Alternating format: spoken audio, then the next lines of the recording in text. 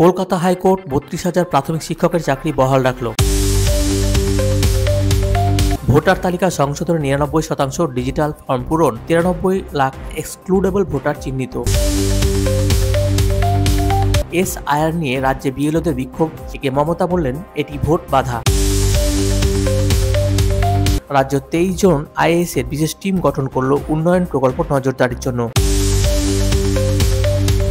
দক্ষিণবঙ্গে ক্রমশ কমছে তাপমাত্রা, শীতও আরও কমবে।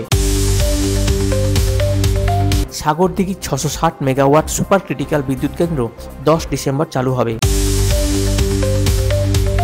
বিধানসভা নির্বাচনের আগে বিজেপি এক মাস ব্যাপী ১৩,০০০ র্যালির পরিকল্পনা নিয়েছে, জানিয়েছেন দলের রাজ্য সভাপতি শ্রমিক ভট্টাচার্য।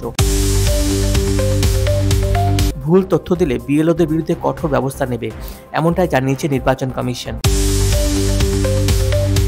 কেন্দ্রের অভিযোগ, রাজ্য তহবিল পেলেও তা কাজে লাগাচ্ছে না। এসআইআর নিয়ে তৃণমূল বিজেপির রাজনৈতিক চাপানুতোর ক্রমশ তীব্র হচ্ছে।